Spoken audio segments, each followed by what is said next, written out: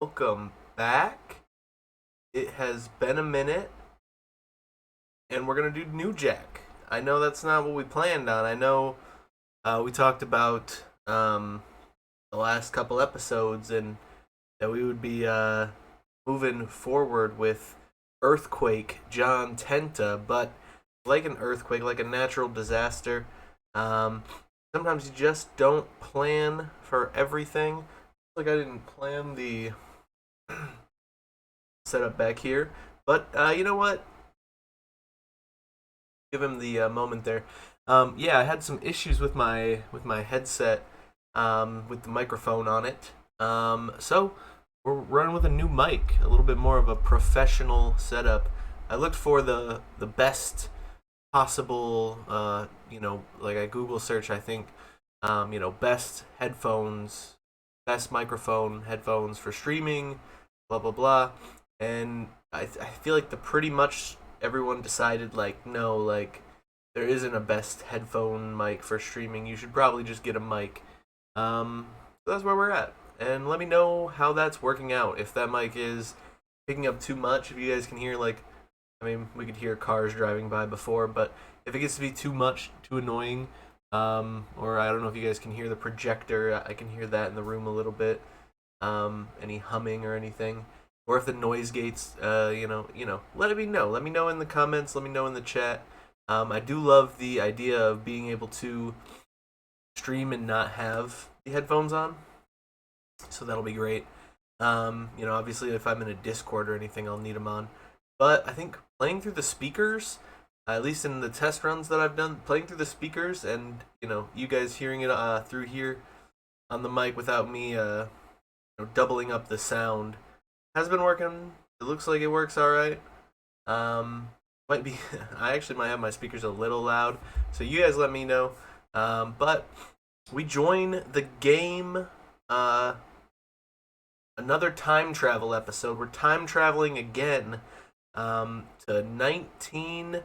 Well, just before 97. It's December 96, and we're here.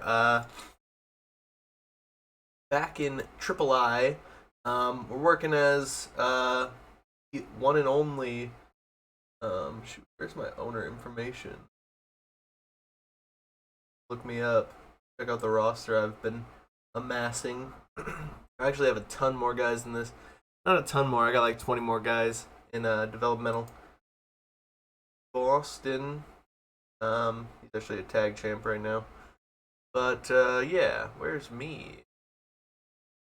Playing as the glorious Scott Putzke. 30 years old, in my physical prime, and still general lack of talent may have something to do with why I don't have crazy stats here. Is what it is. I started with an untalented character intentionally to make this difficult. I started as a rock hard motion. And right now we're actually about to size up. I mean, we're a little ways out. Once I get my tri-state popularity to 29, I believe, 29 or 30, I can get a television show out there, and that's really going to help me turn the gears as far as popularity goes. So that should really, bring us up a notch, for sure. That's what we're hoping anyway. But yeah, I wanted to swing back into, get back into the swing of things, now that I've got the new mic and everything. And it actually occurred to me that we had never done an episode of TW Dark Side of the Ring on New Jack. And New Jack's episode of Dark Side is one of the best episodes of all time. Yeah, we're going to do it. I actually have New Jack in a tag team with Shofunaki. I played pretty hard the last few days to get where I'm at now, because I did end up releasing New Jack back in 95, and I was like, New Jack, he's starting to get, he wasn't really that old at the time, but it was starting to be a thing where he just couldn't go for a long match. even in this tag team match, I've got to keep it to 6 minutes, or New Jack absolutely will just nowhere near good enough stamina. He'll dry out, you know. Yeah. Where is it? Yeah. I mean, hey, 14 to 44. That seems like it'd be higher. And I actually think that has improved because I've been pushing him pretty hard in some matches. But yeah, alas, that's where we're at with New Jack. He's gonna be jobbing this whole show. But like I said, New Jack's episode of Dark Side of the Ring, one of the best. So we're definitely gonna check that out. A couple things we may want to know that's going on real quick, just to do some house cleaning before we get it all started. We have the Flock and the Sinister Six going at it. They've been interrupting each other's matches and causing all kinds of chaos. That's the case with the Ultimate Warrior and the Tatanka thing. Saturn interrupted this match. Raven interrupted this match. But yeah, the Flock versus the Sinister Six is an active, stable fight that we've got going on. I think maybe depending how far we get during this, we may see Raven try to steal, not Kane, Abyss. He steals Abyss. That's the plan. He's going to steal Abyss over to the Flock. You might have noticed we lost out on Dennis Knight. We no longer have Dennis Knight. Purely Sinister is no longer a top tag team or a tag team at all. Dennis Knight is no longer with us at our company. He's not dead or anything. But yeah, let's see. Without further ado, let's run the show. 19. That's a good performance. New Jack was the weakest link of the match, but still, that's better than he's been doing. So we're happy with that. And yeah, that first match rating in.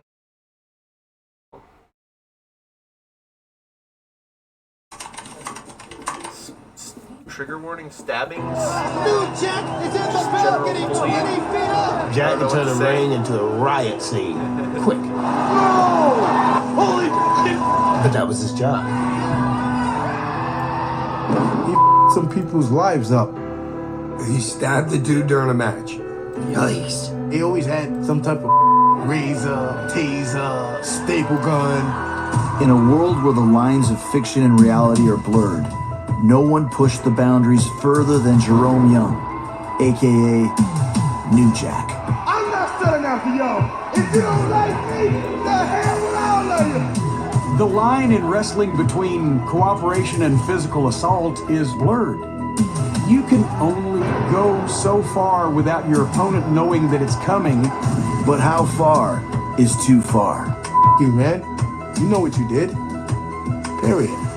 And what happens when a wrestler lost in his character is set loose in a world that rewards extreme violence? You want to talk that big boy shit to me?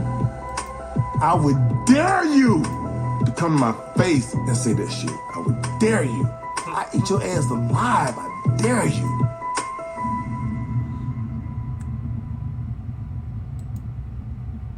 Gangsta shit right there. New Jack. Far beyond the world of elbow drops and headlocks lies the underground realm of extreme hardcore wrestling, where fans' appetite for real-life brutality is endless.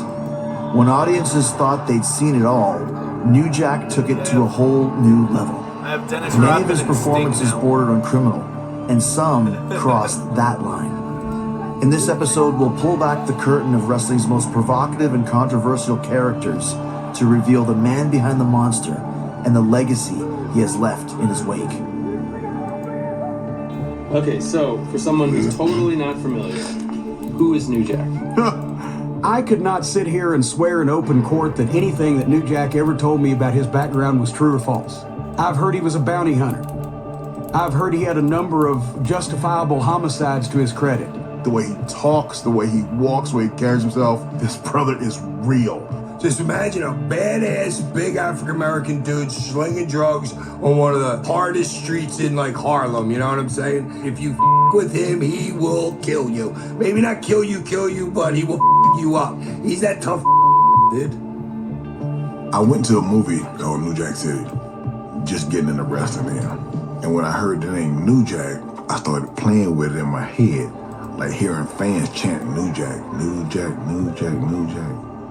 How did you come into wrestling? Like, who taught you the ropes? Ray Candy.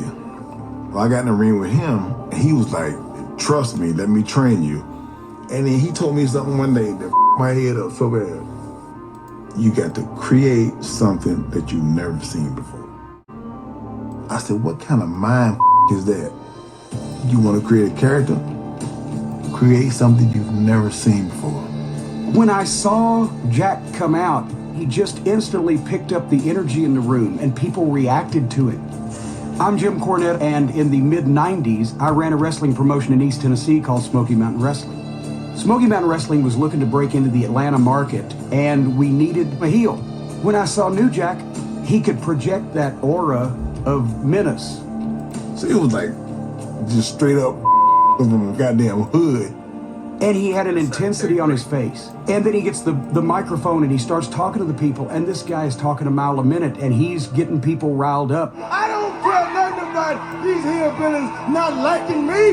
Get in this ring and I'll beat you like I own you. If Eddie Murphy was a bad guy wrestler instead of a comedian, it would be New Jack. He could talk nonstop and he could say these things in an entertaining way, but he would make you hate him. Beyond his natural charisma, New Jack infuses his character with a piercing level of real-world tension.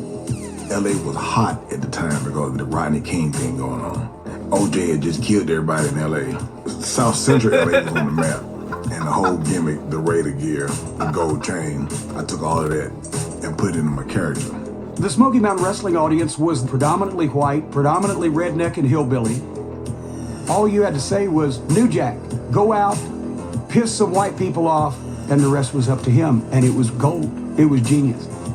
I'd like to send a special shout out to my homeboy, OJ Simpson. Keep up the good work, baby. Too less we got to worry about. You understand? Keep up the good work. I was like, I want these to believe what I'm doing. I want them to believe what I'm saying is real. To enhance New Jack's cutting-edge character, he is paired with the perfect enforcer, another Smoky Mountain recruit named Mustafa Saeed. He didn't say much, but he looked like he would kill somebody. And I said, a guy that can talk like this New Jack. I'm here and I'm gonna be here until I feel like I wanna leave. And a guy that looks like Mustafa would be a great tag team. So he said, what's your tag team name? I said, well, actually, we don't have a name. So then he said, what about the gangsters? I said, what about the gangsters? With an S on the end. Picture a hard-ass freaking movie in the hood somewhere, dude, and they're the baddest ass dudes in the hood. I'm the Sam. Alright. We'll pause it on Sandman. Another Dark Side alum. Not at this time, but will be down the line. But in our timeline, we already, it's all... Well, this is a time travel episode, so the timeline's kind of... it's a little bit of a... There's some, incontinuities, maybe? But here's what's continuitous. We are going to run a quick check on all of the wrestlers of the year and such. All of the different goings on there. W.com changed, man. 97. Getting a little bit more Attitude Era style in here. Instead of Power and Paint vibes. But yeah. Boom. Number one wrestler. Number one on the P500. Wrestler of the year. The best there ever is. The best there ever was. The best there ever will be. Bret Hart. Number one. Works for WWF. New Japan is the company of the year. That's interesting. They've been doing well. Okay. Ted DiBiase, Stan Hansen as 7th Tag Team of the Year award. 7th Tag Team of the Year award. That's crazy. Match of the Year is also in New Japan. Good for them. Show of the Year. Oh yeah, of course. Okay. Oh yeah, so different months. They are having some crazy matches over there. Young Wrestler of the Year, Rey Mysterio, 22 years old, has had quite a run with us already. A Cruiserweight Division legend, Rey Mysterio. Hulk Hogan is the Veteran Wrestler of the Year. 43-year-old has been doing quite well. All right. Most Improved Company of the Year is Premier Wrestling. I was hoping that my company would get this for the 3rd time in a row. But you know what? We didn't size up this year. And these guys are medium. They were founded in 87. We were founded in 87. So, you know what? They're killing it. They're killing it, dude. PK. Premier Promotion. PP, okay. Oui. That's French. But, you know. Alright. So, those are those. The battle results. We have a battle going on. Battleground battles. I founded Omega, seeing as how I've got all the guys that were there. And I made that my basically my performance center, the Omega Training Center. Inspire is the main show, the main company. We got 3 brands, and then all of our surplus dudes are hanging out in Omega. Let's see, who do they? Everybody's pretty much okay. Chris Jericho is the only major star that's actually in ring. That's in. Paul Turner. Paul Turner might be in ring. That is right now. Nope, he's a referee. Okay. Let's see what they've been up to real quick. The size show. The acid test. Gotta love it. Okay. Canyon and T are the North American Tag Team Champions, and they retain those. Bonus did okay, so Pitbull #1, I think, is gonna be retaining the Omega Championship, the Top Contender Championship.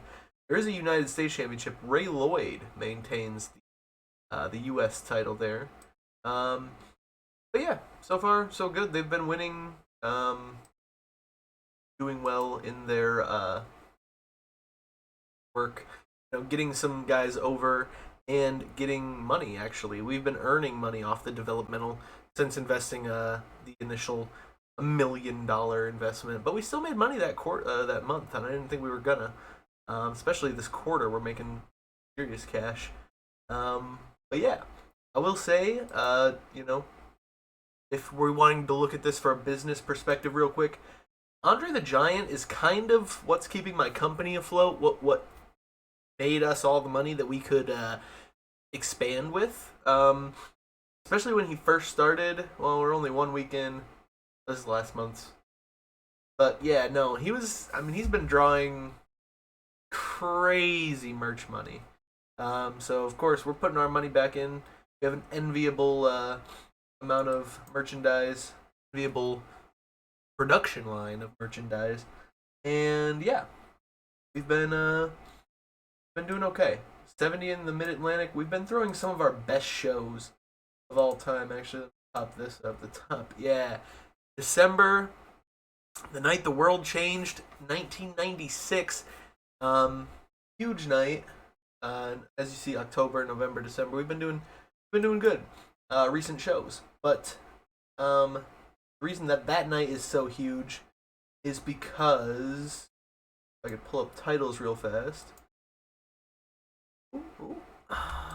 Austin was carrying at the time the X Factor Championship, as well as him and Brian Pillman reunited as heels. The Hollywood Blondes have come to prominence, and actually took the belts off of Christian and Edge as they were carrying them. The newly returned to the company, Owen Hart, came back up with Mongo Vile, Bubba Ray Dudley there. And I just love his, I don't know if that's his real name or just another stage name that he had at one point. But Mongo Vile and Owen Hart, the Vile Hearts, are now the first ever 4-time tag champs.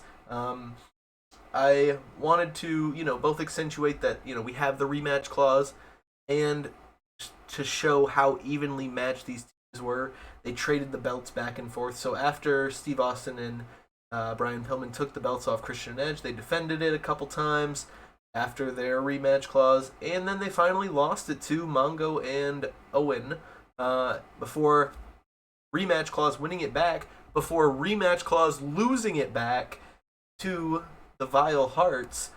Meanwhile, the rematch clause for the main title here did not go so well. Austin is really upset with Owen, and not because he broke his neck, but in this reality because he ended his reign with the X Factor title after one defense, only a singular defense against Mick Foley, as part of the rematch clause. But yeah, Mick Foley and Austin have had some crazy good matches. I believe that was one of either the November or the December one that really just went. Oh yeah, Owens was the December one, but yeah, the month before and the month before that, I think were both Mick Foley versus Austin matches. But we're not here for Mick Foley and Austin, right? We're here for New Jack. So, without further ado, we're gonna get back to that. I guess you tell me what you're here for. I don't know if people are here just to see me play TEW or if people like when I go in depth and more and explain some things. But I'm gonna do what I'm gonna do. But let me know what you think. Yeah, man, I've been a professional wrestler since 1989. I'm the dude. I'm gonna play you in a game of pool, and then when I lose, I want to hit you over the head with a stick and drink your beer anyway. That's me in a nutshell. Yo, the gangsters had a lot of heat down there in them white neighborhoods. The gangsters were a group of young, angry black men telling every white person everything every other black person wanted to say but couldn't. You little Caucasian white devil, I told you that I would get you. The next time that I get to put my hands around that little pink neck of yours, I'ma choke the life out of you. My name is D'Lo Brown. I'm a 26-year pro. God, that sounds so old. My role in the gangsters was I was their head of security. In reality, I was the bump guy. The gangsters would lose no heat, but you could beat me and we can keep rolling. There goes D'Lo Brown. Hey, wait a minute. New Jack would just stir people up so much. None of his stuff was written. And there are some times I stood there and I listened, I was like, ooh. You wish I was like some more watermelon, chicken bone sucking black folks. Check those promos out. When Mustafa's standing there next to him going, dude, that's what he was doing all day.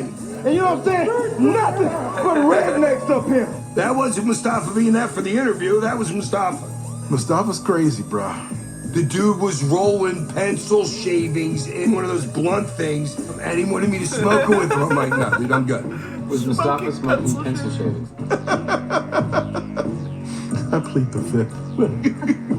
He's like, Jack, this is the new shit. He had pencil shavings. He had some shit he had found growing on the side of the building in the bag. I said, if you spoke this shit, it's gonna come back and haunt you one day. He's like, no, man, this some good shit, man. I'm up right now. You're on track. So we sit in the hotel. I hear the knock at the door. So I said, Jack, Mustafa downstairs fighting the cops. So we dropped everything. They had him handcuffed, face down. He blowing snot on the floor. And this is what Mustafa was saying. Don't you? I know you want to me. I said, what the man? I said, what the is wrong with you? He was like, no, Jack, they want to me. Everybody want to me. I said, Mustafa, you lost your goddamn mind. The gangsters had embraced the idea that I'm going to go out there and I'm going to be a menace to society. One night we did a show. I had been to the dentist, and and my mouth was sore to a point where I couldn't hardly talk. So I said, Mustafa, let's go to Walmart. And I bought a white baby dog. And I had a rope tied like a noose. And I walked out to the ring, I got in the middle of the ring, and held the baby dog up. And they was like, get the out of here with that shit. New Jack had everyone so mad at the gangsters, Hitler could have walked out through the curtain and he'd have been a babyface. I pissed people the off. And we got so much heat to the point where these like, we gonna kill them niggas. And they said niggers. We gonna kill them niggers. Unleashing their unfiltered vision of the times, the gangsters are quickly becoming the hottest villains in the territory. I wanted to get the gangsters right into the tag team title picture, so they have to attack the champions, the Rock and Roll Express. Now this is Ricky and Robert, the Rock and Roll Express. I mean, these been around forever and they done been there and done it. Taking controversy to a new level, they decide to recreate the 1992 police beating of Rodney King. But in their version, the roles are reversed. That's another Ricky level. Morton is knocked to the floor. All of a sudden, the gangsters and their posse, there's like 3 or 4 of them. Jack brought everybody he knew for this one. And they circled Ricky Morton in the middle of the ring, and he's bleeding, and he's looking at the fans in the front row, help me. And they beat the bejesus out of him with these nightsticks. So when we got done, all the white people went out in the back and they was waiting on us to come out the door. And they had bricks in their hands and sticks, so we got behind the cops. They turned the lights on and escorted us out of the town. When I saw that, I knew we was doing our job. The NAACP in Knoxville had called, and we don't think this is a good representation. So Jack took that Handshake deal. and he said, Some Negroes down in Knoxville call themselves the NAACP or something or another. They don't like me. I say it once and I say it again. The hell with them homegrown monkeys. right. So from that point on, we started putting up a disclaimer. The views of the gangsters are not necessarily those of Smoky Mountain Wrestling or this station. You thought we was cotton pickers? Wrong. Maybe you thought you had some homegrown Negroes? Wrong. Would you say that period in Smoky Mountain, like, was that fun? No. To have somebody calling you a nigger, I ain't goddamn used to that shit. I said, I can't get used to it, and I ain't gonna try to get used to it. The gangsters were literally a microcosm of what was going on in society at that time. And you drop us in the middle of the South, the N-word was freely thrown around like you would say hello. It was uncomfortable, but if they didn't say that, then we weren't touching that nerve. It's a pretty strange concept, yes. I want someone to hurl racial slurs at me. I had this little boy come with me one day. He said, can I shake your hand? I stuck my hand out, and he rubbed my arm and looked at his hand. I said, why'd you rub my arm and then look at your hand? He said, I'm sorry. My dad told me you rub a black person's arm, it'll rub off on you and you turn black. And I was just like, you little shit. As their provocative routine runs its course, the gangsters jump at a sudden offer from a larger wrestling outfit, ECW.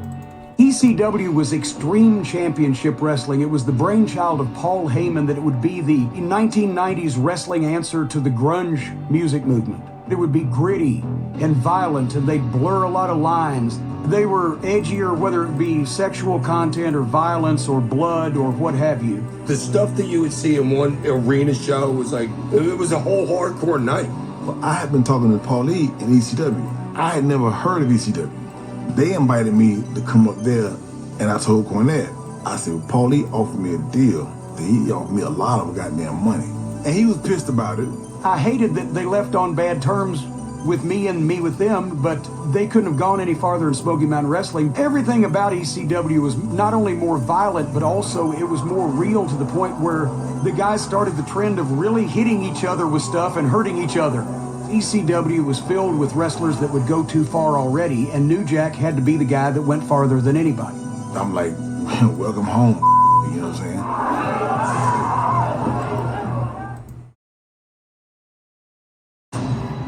In June 1995, the gangsters leave the hostile crowds of Smoky Mountain and join the eclectic crew of Philadelphia's wildly popular ECW. Soldier boy, we whooped their ass up there. When we got ECW, we fit right in.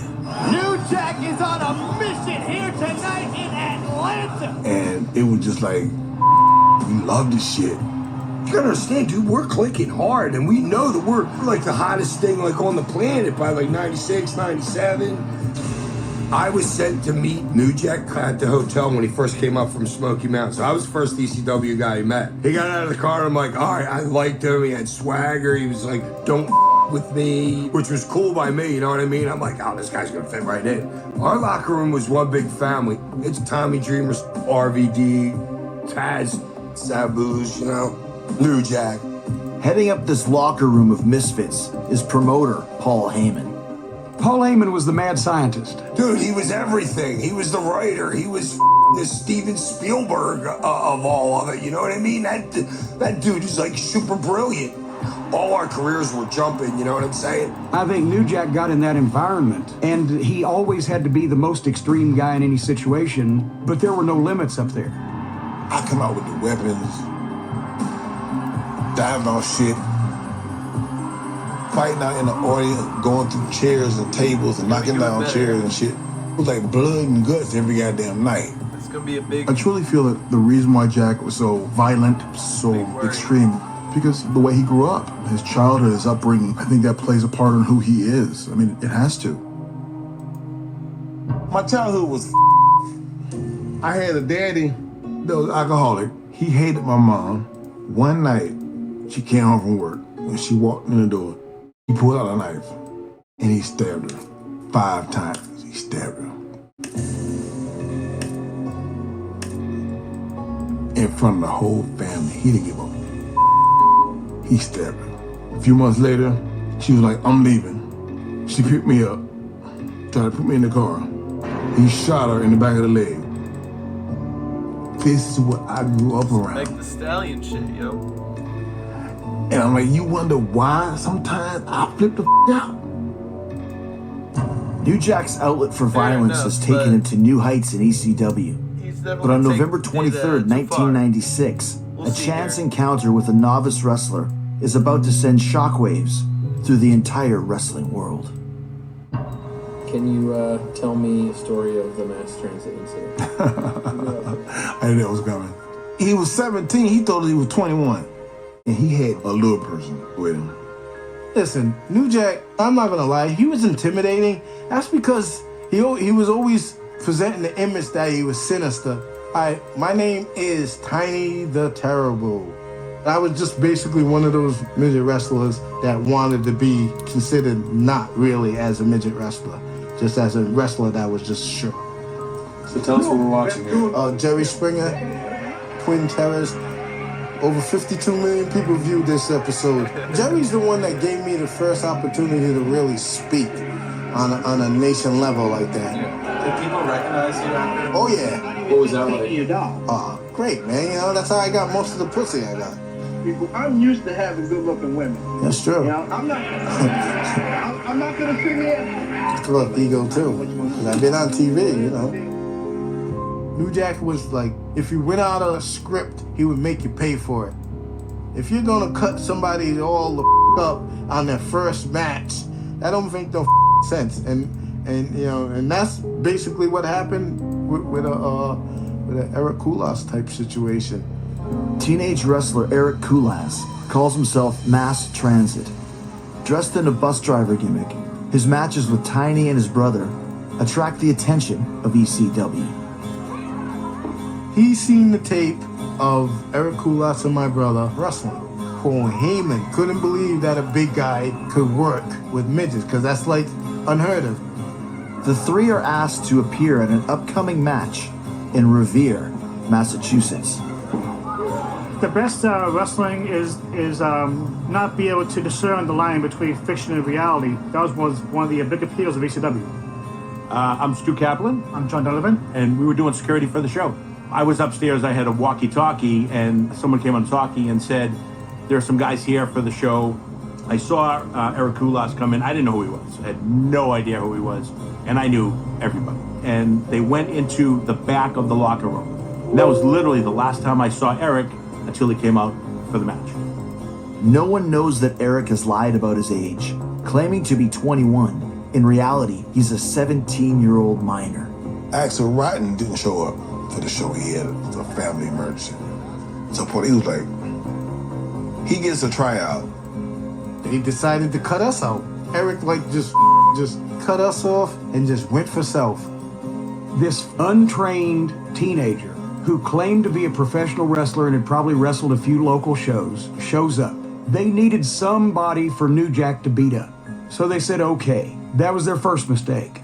So Paulie was like, Jack, y'all go for like 7 minutes and whatever you want to do to the fat kid, just do it. I said, Paulie, what I'm going to do to him, people going to be talking about this 10 years from now. Well, it's been 20 years and we still talking about it.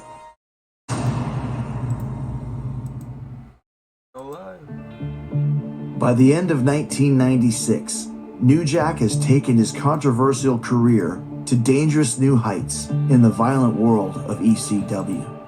Now, a last-minute change has landed him in the ring with novice wrestler Eric Koulas.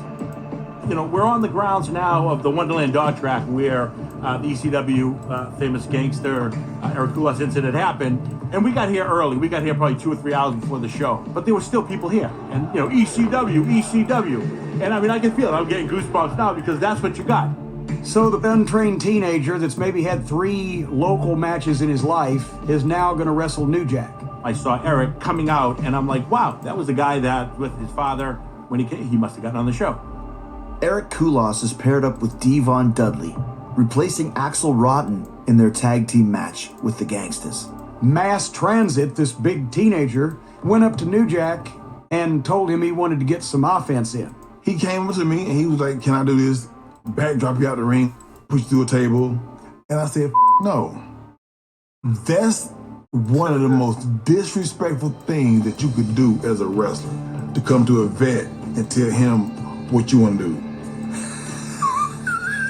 So that's what pissed Jack off.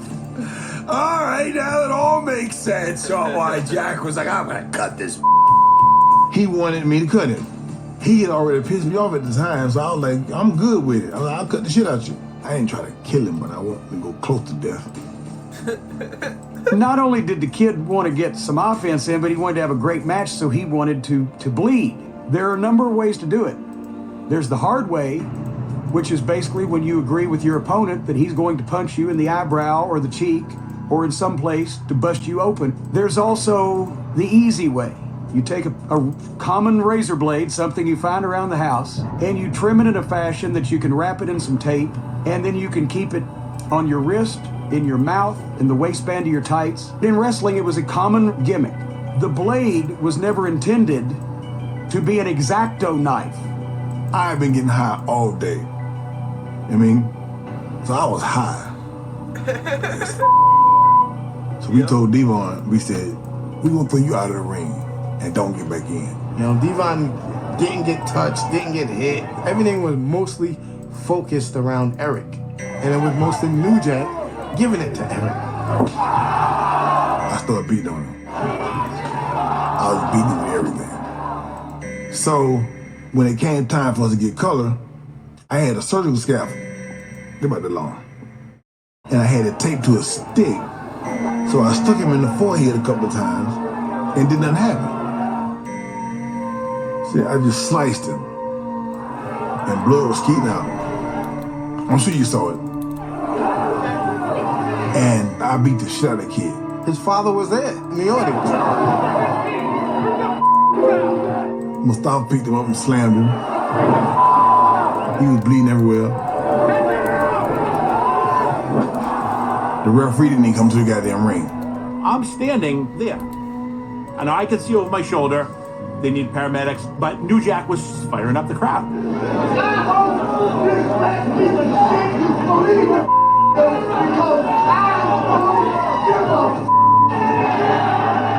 At that point, I'm like, okay, let's just get him out. I knew we were part of history.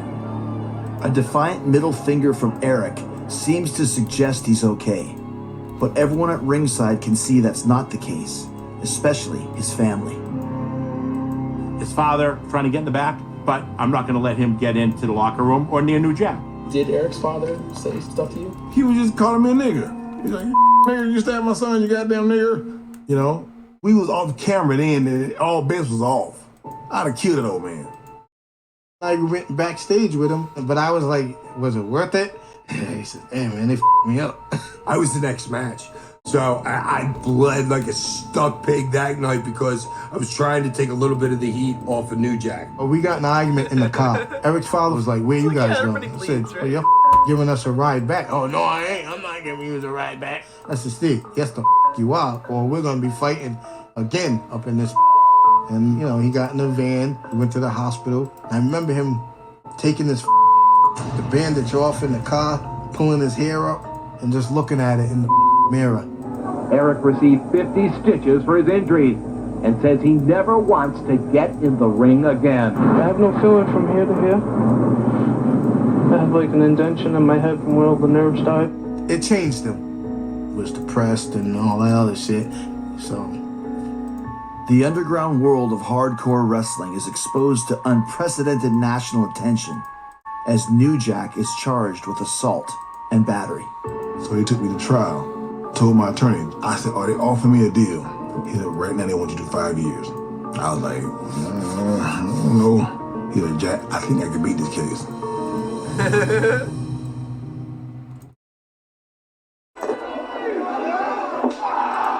The brutalization of teenage wrestler Eric Koulas has created a media frenzy and exposed the shocking world of hardcore wrestling.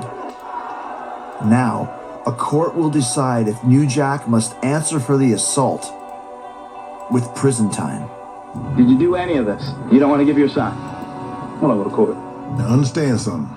It was a 6-jury panel. 1 80-year-old black guy and 5 white women. He was gnawing out. And I was like, that's my savior. I'm like, stay awake. You my savior. What was your sort of role in the trial? Explaining how Eric knew what he was doing. If he can wrestle with us, he can wrestle with a big guy. It's our view that he knew exactly what was going to happen. He was prepared to go into the ring. He knew about the props. Because, at that time, Koulas wasn't on my side. We weren't friends. The only person that really wanted me in this was New Jack. And I said, Jack, it's up to you. This is what I want. I want to work in WWE. And New Jack promised me, if I get off time, I swear I will take care of you. They had Paulie on the stand. The DA asked him, what did Mr. Koulas call Jerome Young? Paulie was like, he called him the N-word. The DA said, for the record, say it. Paulie looked at me, he said, Jack, I'm sorry. He said, he called him a nigger. The old juror, the black dude, he said, he was like, and the white woman was like, oh. I was laughing so hard. I see that, I was like, oh, do that. And he was working he was working the shit out of the goddamn, the judge, the DA, the jurors. He did what he don't do best, he worked, and that's what he did, he was working. When the jury learns Eric lied about his age and experience, the balance shifts in New Jack's favor. They deliberated for that day, came back the next day. They found me not guilty.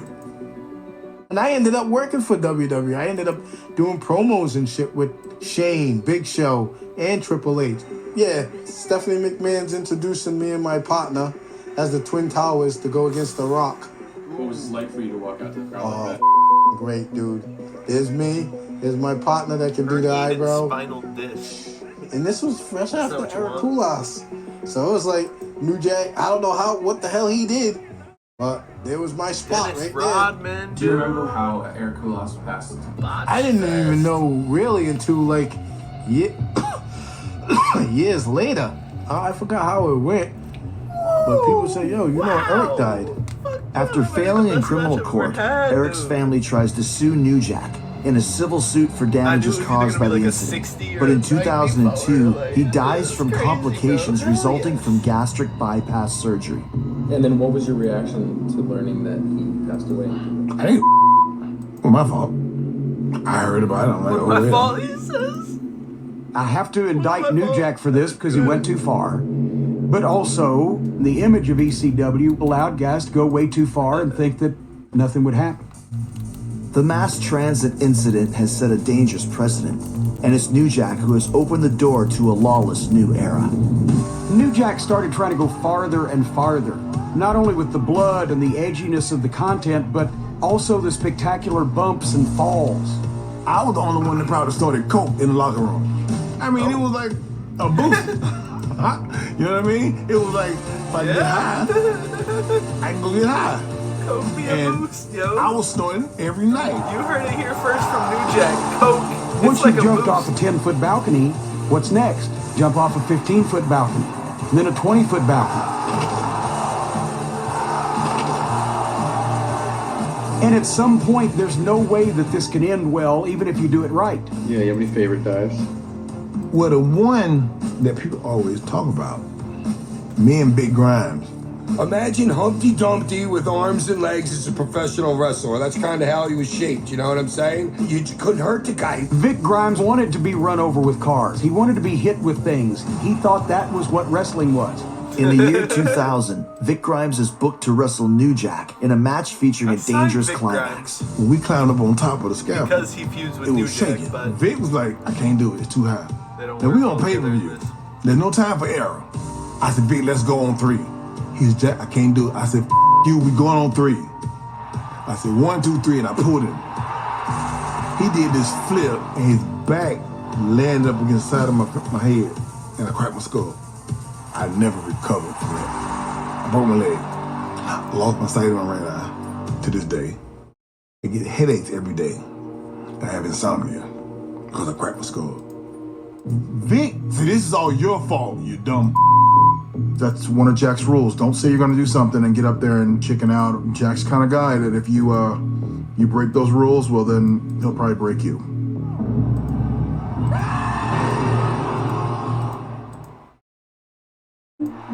A year after the horrific fall that cracked open his skull, New Jack agrees to a rematch with Vic Grimes with even higher stakes. What Grimes doesn't know is that New Jack is out for revenge. Before the match, I went to a pawn shop and bought a stun gun. Yeah, I was there with New Jack, and he told me he was going to do it before it happened to us. So. What did he want to have happen? He told me he was going to taste him. In the locker room. He came up to me. I was ready to kill the. He said, I'm sorry. I said, you didn't even call me. I said, home for almost a year. I said, you didn't even call me to see how the I was doing. This is the highest elevation of any match in the history of our sport. Bro, I mean, I was high.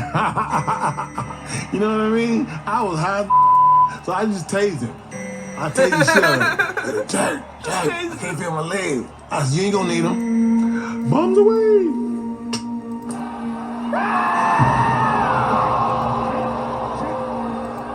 Vic was a foot from missing the ring completely, which would have killed him. I wanted him to hit the floor. I just didn't throw him hard enough. I was trying to throw his ass to the floor. So we don't piss Jack off, because a fight's never over until Jack says it's over. I can't believe he didn't, die. It's the luck of fools that this guy was not at least paralyzed.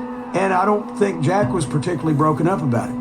I climbed down off of the scaffold. I went up to him, and when he was laying in the ring, I told him, I said, now we even. Big Grimes is going to need medical attention. Could you have got him for attempted murder? I don't know. I mean, I think throwing some off a scaffolding kind of is right on that line. Incredibly, Grimes' worst injury is a dislocated ankle. Once again, New Jack is pushed hardcore beyond his limits. But the demand for this kind of extreme action is only getting more intense. And now, he's having to compete against the new generation of hardcore wrestlers, willing to give and receive disturbing levels of punishment.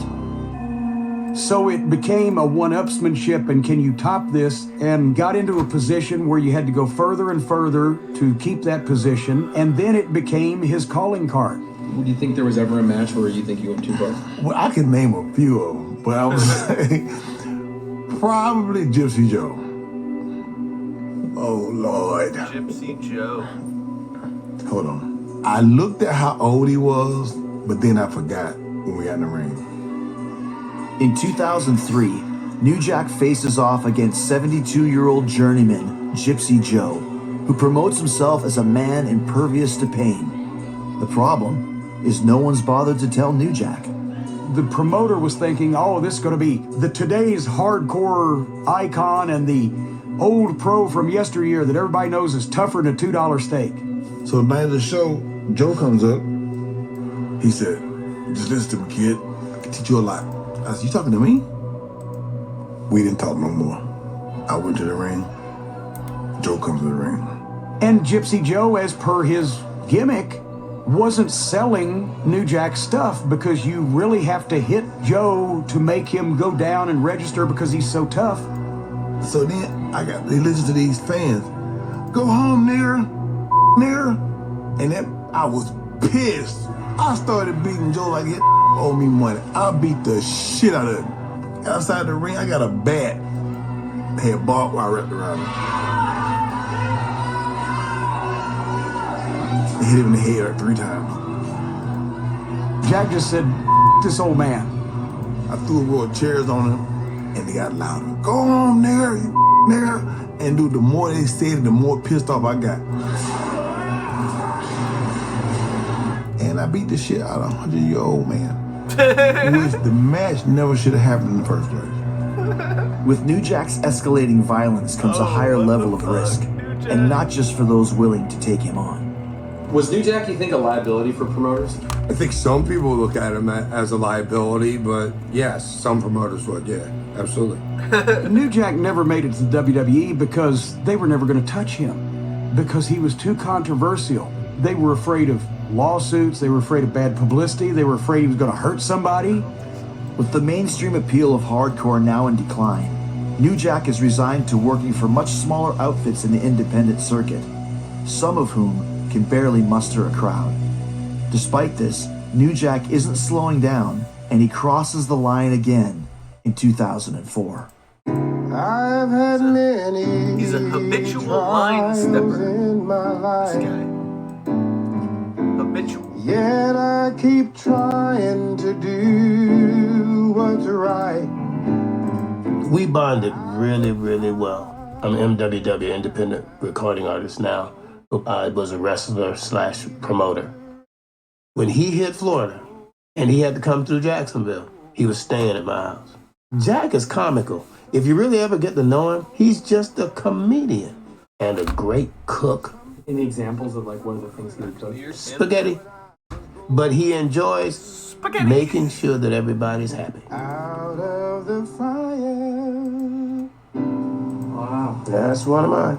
The federation that I used to own and promote was Thunder Wrestling Federation. Thunder had started gaining some momentum, and Jack had been there a couple of times.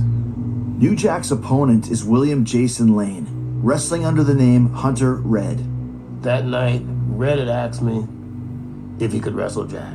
When you wrestle an icon, it kind of moves you a little bit. It's on your resume. And I said, well, Red, that's a whole different ball game. Hunter Red comes up, he's like, what you want to do? I said, dude, we're going to the back and talk about this. He said, well, we can talk about it now. I said, no, we're going to the back and talk about it. So I laid it out. I said, well, this is what we're going to do. And in the middle of me talking, he got up, he said, all right, whatever the yeah. I'm looking around like, what the I said, who put him up to this? Oh, no. I said, I will see you in the ring. What the ever we do, I'll just whatever. Something was troubling Red. The actual reality of wrestling, it's not good. New Jack, I think it kind of set in. Once again, I was on coke.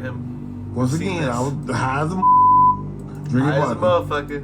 Like I'm doing now. And I had a claw, a Wolverine claw. It had these 3 blades on it.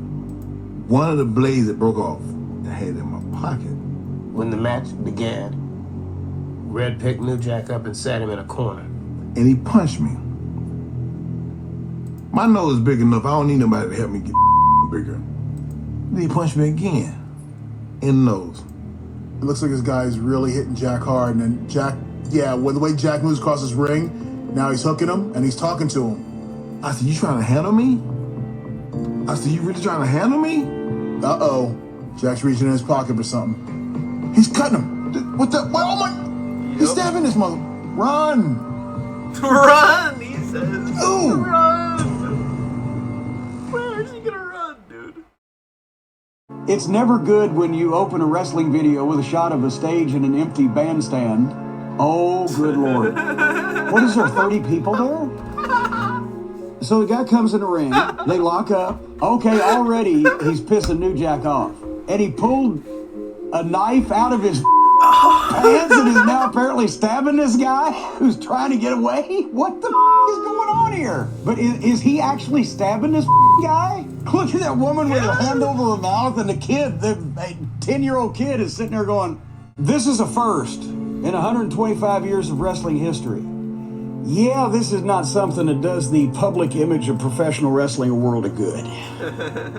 The line in wrestling between cooperation and felonious assault is also one of those lines that's blurred. But I always looked at it this way.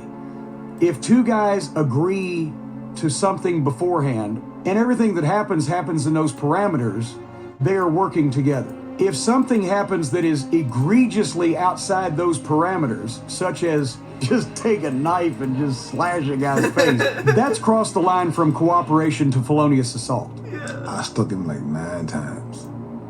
On the news, they said 16. I said, no, it was 9. I counted, it was 9. For the second time in his career, New Jack's violence in the ring lands him in trouble with the law, and the evidence against him is impossible to ignore. The guy that called the cops, he said there'd been a stabbing at the Ramada Inn. There's a black guy with camouflage on stabbing a white guy. So that's how they treated it. The cops came in, guns drawn. Get on the floor. I remember the police officer asking Jack, why do you hate white people? And I just looked at him. But I thought that was really inappropriate. They put Red on a stretcher, and Jack left in a police car. New Jack is charged with aggravated battery and faces up to 15 years in a Florida prison. They took me to jail. Hunter Red come up to the jail. I'm like, why are you here? He said, I got an idea. I'll drop the charges. You take me on the road, and we can make an angle out of this. Hunter Red is looking for New Jack. He's out for revenge. He said, we can do the whole Florida circuit. I said, well, you gotta drop the charges first. I stayed in jail for 3 weeks. He went and dropped the charges. I went home, put my shit in storage, and I left Florida. That was the last time I talked to him.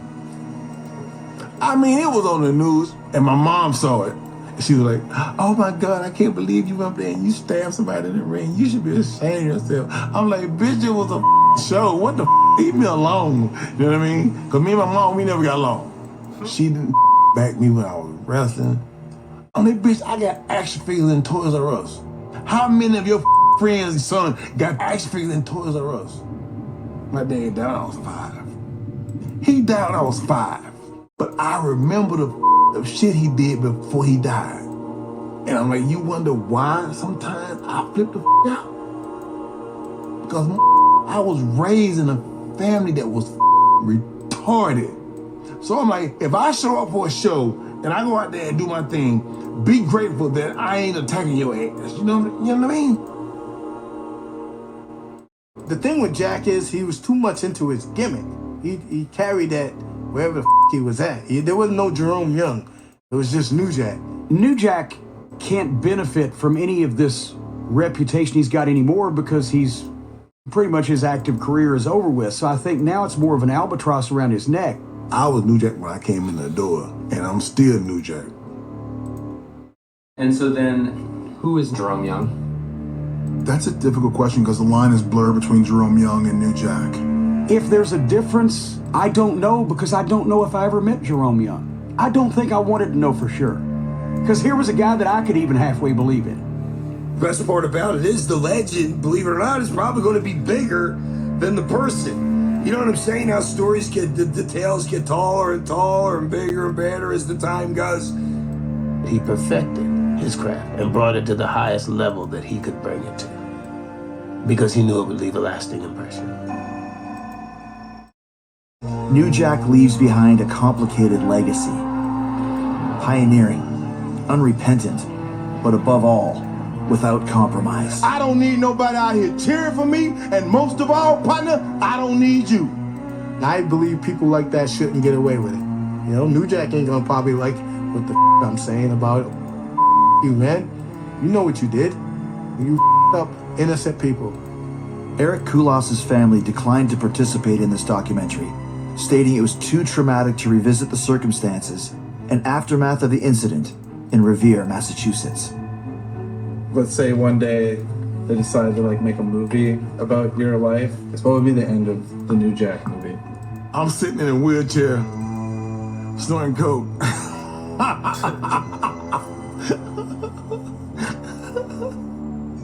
I'm just sitting there snorting coke. You get the high of the and they be like, the end. I be like, thank you, bitches.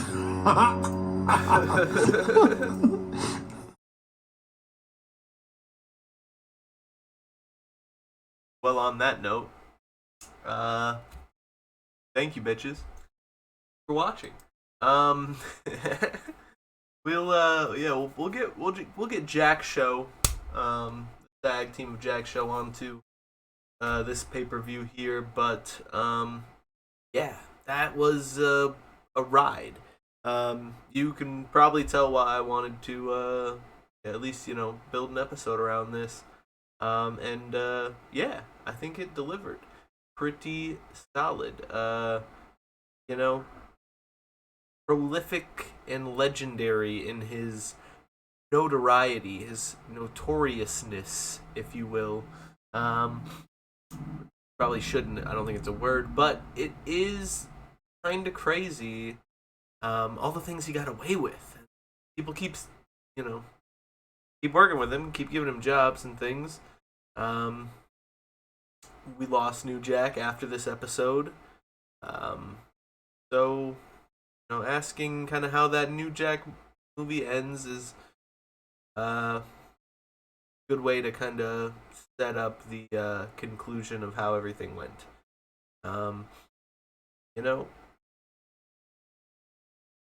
Very talented guy. As Jim Cornette would put it, more that he just kind of fell in with the wrong crowd, the wrong style of wrestling, more psychopath, deathmatch style wrestling. And yeah, hard to say, he, like they said in ECW, he entered a place where boundaries were just being pushed further and further and further, and he was a boundary pusher. He was someone that liked to push anyway. And nobody was there to stop him, but even really trying to. So yeah, wow. There's that, and back to our regular scheduled programming. So I'll see you in the next one. We're going to be dealing with Earthquake, John Tenta, the natural disaster that he is, and following episode is going to be the finale, the conclusion, other than maybe a bonus episode where we drug test everybody during the steroid trial episode. But yeah, the conclusion of our series of Dark Side of the Ring companion episodes to TEW. I might keep playing TEW. I might keep going on with something along the same lines as this series. But just let me know what you think. Let me know about your ideas, and I will see you in the next one. Thank you for subscribing. Peace out. Let me know how the mic went.